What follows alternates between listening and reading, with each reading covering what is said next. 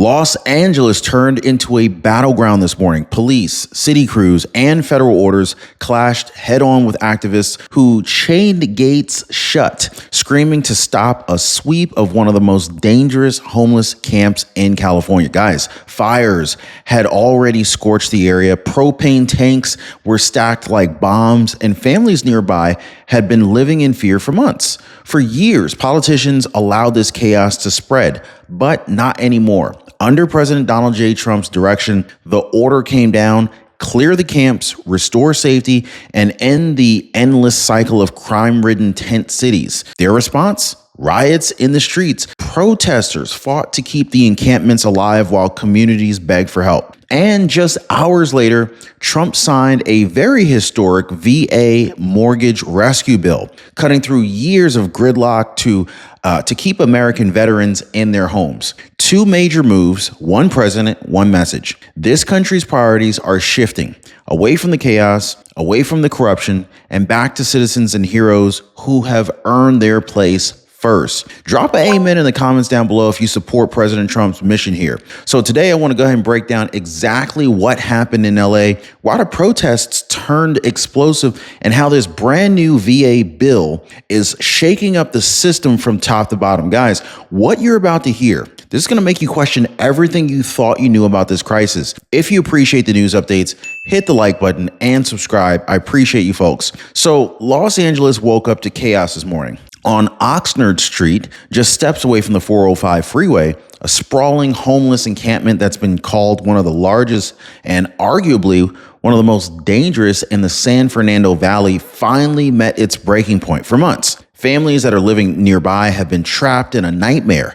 Fires breaking out in the dead of night, propane tanks stacked dangerously close to tents, random violence spilling out into the sidewalks where children used to ride their bikes. It was horrible. Basically, businesses were boarding up their windows, trying to protect their companies, and residents, they just stopped going out after dark. It wasn't safe. So everyone was asking the same question: how long is this going to be allowed to go on? So today, the question finally got an answer. Backed by President Trump and his new federal order, city crews and LAPD officers moved in with a plan to clear the camp once and for all. But the minute that the cleanup teams approached, protesters, they came out of nowhere. The protesters surged in. I'm talking gates were chained shut. The tempers flared. City workers trying to make the area safe, they were shouted down as if they were the enemy. I mean, go figure, right? It was pure chaos, not because law enforcement was out of control, but because activists refused to let the community reclaim its own streets. And this is where America finds itself divided. So on the one side, you got families and taxpayers begging for safety, for order, and basic public space. But on the other side, you got groups who believe tearing down a hazardous encampment is somehow an attack on human rights. So the tension on Oxnard Street wasn't just physical. It was the same clash playing out across every major city in this country. Here's the real question for everybody who's watching the show today. When a camp becomes a threat to families, should activists have the power to stop law enforcement from stepping in? I mean, this is the line that this country is being forced to draw right now. So let your voice be heard. I want to read what you guys are saying. Now, most Medicare plans, they have fine print that hides fees and restrictions or limits that you just don't see until it's too late. Chapter's job is to find and fix those problems before they cost you big time. Now, Jamie from Texas, she said, I save $600 a year thanks to Chapter's review. And Linda Ortega said, I have great news. Chapter helped me save big. I love it. Guys, I partnered with Chapter because they're not afraid to tell you the truth about your plan, and they'll help you find something better if there is one. And if you're already on the best plan, they're going to tell you that too. So you have nothing to lose and everything to gain. Give our friends at Chapter a call right now. Phone number is down below on your screen, 909-563-8279, or visit them on the web at askchapter.org/Ron. I left a link for you guys down below.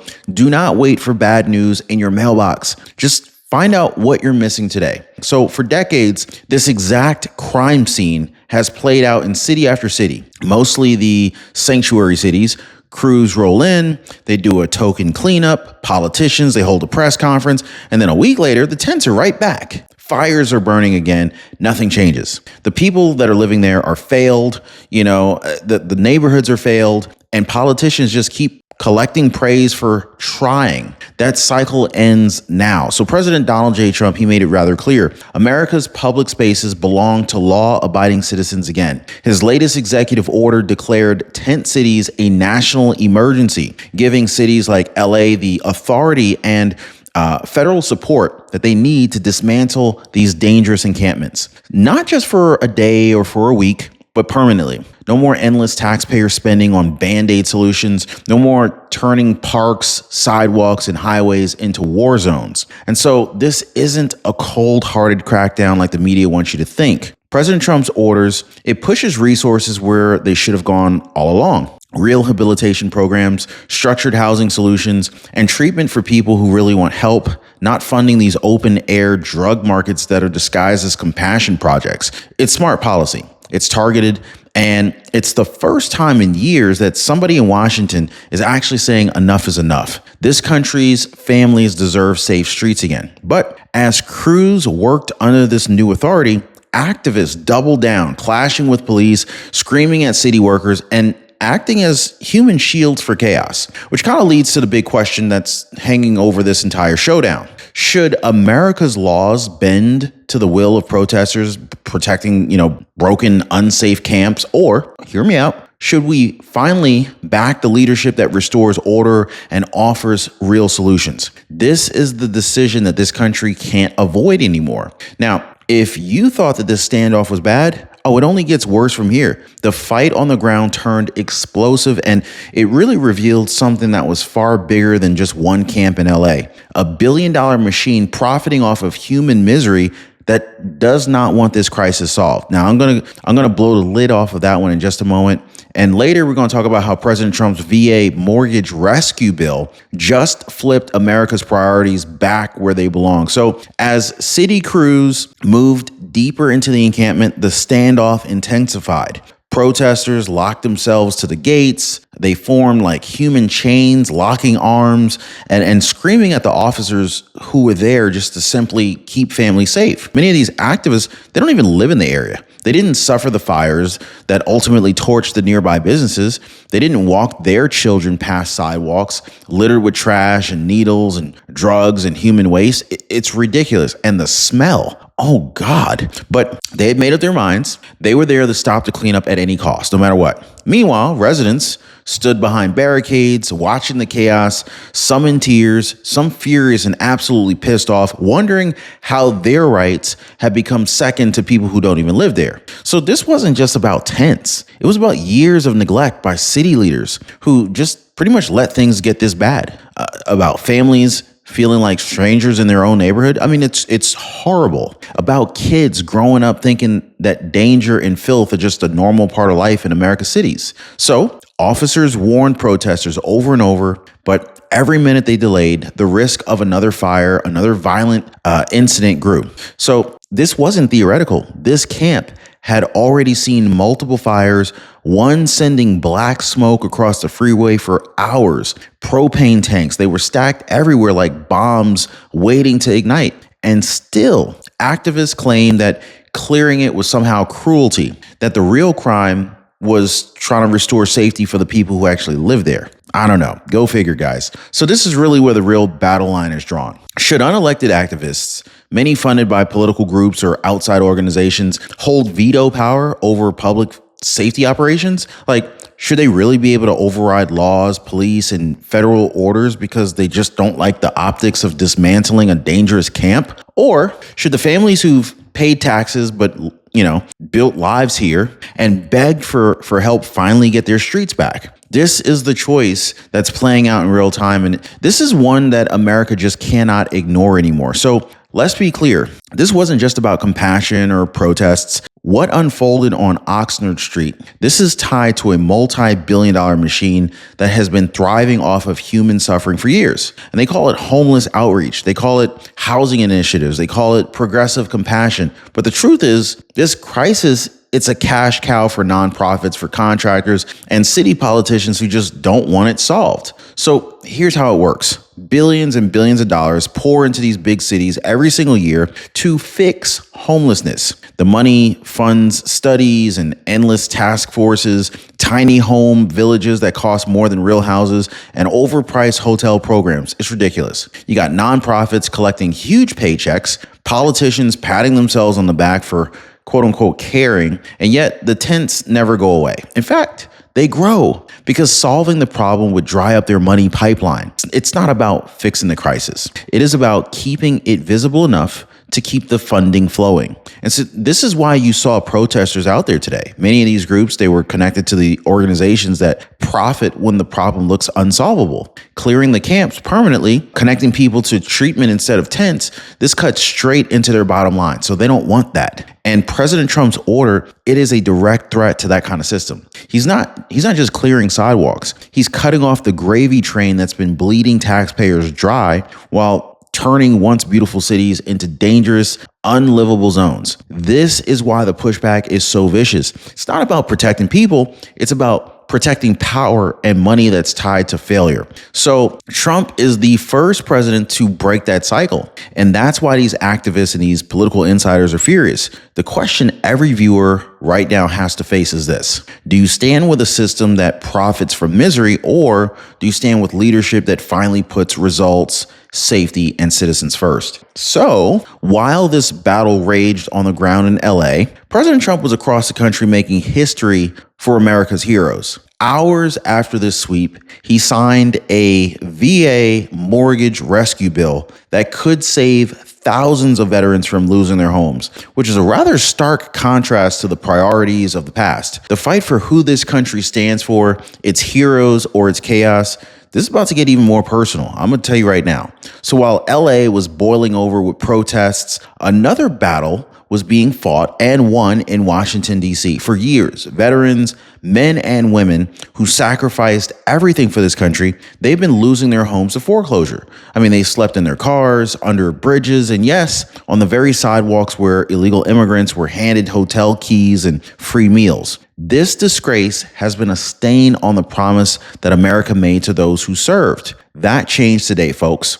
Just hours after the LA sweep, President Donald J. Trump just signed the VA mortgage rescue bill. This is a landmark piece of legislation that delivers immediate, real help to veterans that are at risk of losing their homes. So this isn't just another hollow promise or some long-winded task force. This is direct action. It gives veterans emergency financial assistance, refinancing options that banks can no longer deny, and crucially, it's fully paid for. Not 1 cent adds to the national debt. In fact, this is leadership that keeps its word and it does it responsibly. So President Trump tied this big moment to his larger mission to end veteran homelessness nationwide. His administration has already opened housing centers for homeless vets, slashed the wait times at the VA hospitals, and restored the VA choice and VA accountability programs that corrupt bureaucrats dismantled under previous leadership. Veterans who were mistreated or left to die in a broken system, finally, they have a president who fires those responsible and actually gets results. So can I get an amen for that in the comments, guys? Now, today's bill sends a very clear message. The people who risk their lives for this country, they're no longer going to be pushed aside while others exploit the system. Trump has ultimately flipped the script on America's housing priorities, forced everyone to confront a question that we should never have to ask. Why did this take so long to put veterans first? But if you really want to know why it took this long, I mean, just look at what's happening in sanctuary cities across this country. California Governor Gavin Newsom teaming up with LA Mayor Karen Bass, they're letting all of this just continue to take place and destroy the great state of California and major cities like Los Angeles. Veterans are forced to sleep on sidewalks or lose their homes. Illegal immigrants are being given hotel rooms, free food, legal aid, and in a lot of cases, priority access to shelters that was supposed to protect our own citizens first. So this is not compassion, it's chaos. And it's one of the main reasons homeless encampments have exploded in cities like LA. And of course, Mayor Karen Bass is not doing anything to stop it. It's also exploding in San Francisco, Chicago, and New York City. Resources are drained, laws are being ignored, politicians pander to people who don't even believe that they don't even belong here legally, all while ignoring heroes who fought for the flag that gives them the power to make those decisions. So President Trump's administration is tearing down that very system brick by brick. Federal funds are being redirected where they belong. American citizens first, veterans first, public safety first. Cities that have allowed open air drug markets in tent cities to fester, they're being put on notice. Federal backing is giving law enforcement the teeth that they actually need to enforce basic order again. And loopholes that once protected the growth of these encampments, they're being closed for good. So this is the national debate that activists and political elites don't want to have. They don't want you to believe that compassion means letting chaos reign. Who should America take care of first? I want to ask you guys, if you're watching this show right now, I want you to answer this for me. Who should America take care of first? Our veterans, our families, the people who built and defended this country, or anyone who just shows up and demands taxpayer resources while contributing to the lawlessness? I mean, this is the battle line that's getting drawn right now. And so after everything that we've seen today, from the violent protests, defending tent cities, to a historic bill saving veterans' homes, this fight is no longer abstract. This is a direct question for every American that's watching this show right now. In the next few moments, I'm going to be asking you to choose which side of this fight you stand on, because this moment right here, this really defines where our country goes next. So after everything that you've already seen, this isn't just a headline. Obviously, this is clearly a test of where we stand as a country.